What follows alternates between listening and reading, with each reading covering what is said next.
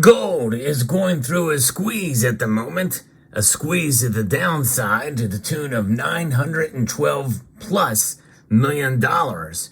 Think of it as sort of a clothespin squeezing a guitar pick. I'll explain as we explore.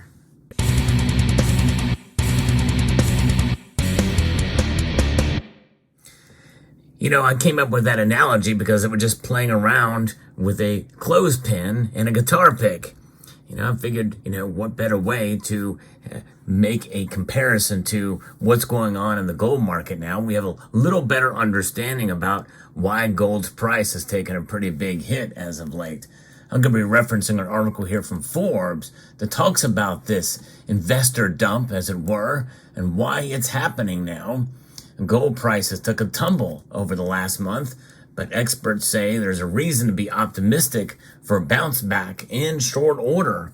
And I agree with them because, this too shall pass. And that is one of the phrases that I used in a previous video about, the precious metal markets. It's just something we have to roll with the punches, or roll with the squeezes in this case.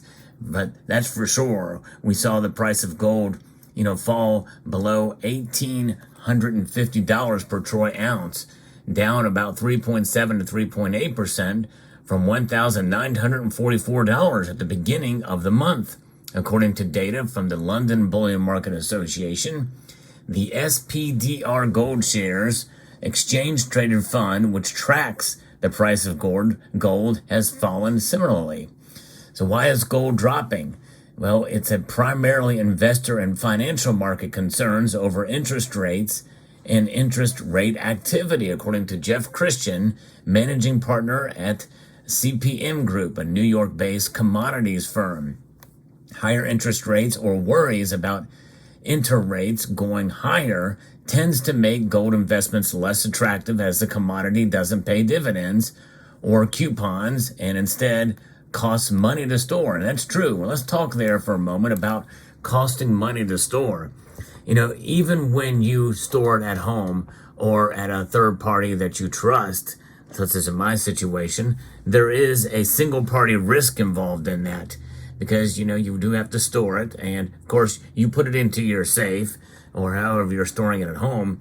What is the actual cost for storing that? Well, it's you share that cost with your mortgage, right? Or your utilities and what have you. And so in sense, you're going to be living in there or staying where you're at. And so in a sense, you'd be paying that same amount even if you didn't have the gold or silver in your possession. But notwithstanding the security it takes to keep it up for the security company, you pay a monthly fee for that. That's largely to protect your valuables and gold, and obviously safety for your home too, which you are there, and that probably is worth it. But you have to think about that there is a cost to store bullion even at home. And also the risk and worry that it could get stolen is another aspect of it to think about. So in that regard, it's true. But, that would be the case even if you didn't have any gold or silver. Arguably, lives are much more important than precious metals. And so there is that aspect of it too. So think about that, though. When you do have single party risk, there is a risk there too.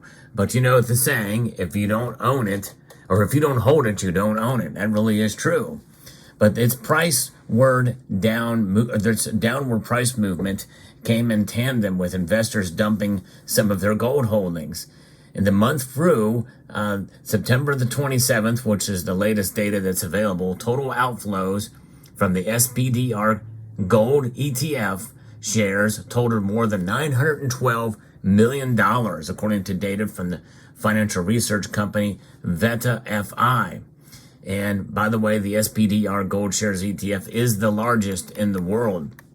The truth about the drop shows it may have largely been based on unfounded worries about the future of the economy and certain aspects of the financial markets.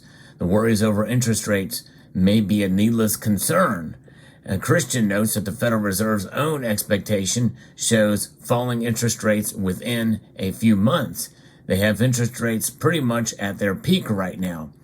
And he's right about that. I think that, we're going to see it. I don't see that it going much higher than it is now, although some have suggested there may be 2 more rate hikes. And that means that rates going up, and there's going to be a speedy direction away from gold if that does occur. And if that does occur, then you're going to probably see the price fall even more dramatically in the short term, if that indeed comes true, even if there's 1 more rate hike this year. But even notwithstanding, if rates stay where they're at for an extended period of time, that's still going to put pressure. And that is what the market is seeing right now. Current interest rates are still low compared to where they were before the 2008 financial crisis, he says. So there's room for them to keep moving upwards. Of course, that was part of what led to the recession we saw last time. So a 6 or 7% mortgage before the Great Recession was seen as a good deal then. In fact, I do remember when I bought my first house, 6% interest rate was a great rate that I got on a house that I bought earlier. So in context, and some people are concerned that the U.S. will dip into a recession next year, which it could happen. Recessions are often mere statistical blips. If you look at the year 2000, as Christian says, when the economy was deemed to be in recession, but no overall contract occurred, according to government data. I'll say it again. If you look at the real estate economy, supply and demand for goods and services, what you've seen is a lot more strength than a lot of people imagined and expected, according to Christian. I disagree with him there, though, because I think this is different. There's a lot more things that are much more delicate and fragile right now. Commercial real estate is something that it really is not being talked about enough. I did a recent video about the real estate market doom loop for the commercial real estate market, and that could have a profound effect. And to some extent, it's still happening. It's still happening in the residential market as well too. A lot of these homes are overbought, oversold, and sooner or later that's going to come back and bite us, I believe, especially with these high interest rates and what's going on there. Plus, notwithstanding, we have inflation on top of that too. So I think that is going to partially lead to higher gold and silver prices coming down the pike. Where the higher interest rates have likely taken an economic toll has been in specific sectors of the economy, such as housing and automotive manufacturing. Those are 2 very important sectors of the economy, but they're also very interest rate sensitive, according to Christian. He notes that if one delves into both sectors, you find the troubles are more related to imbalances between supply and demand. But the thing is that you look at that's contributing to some extent inflation, but that can be, those are just price differentials.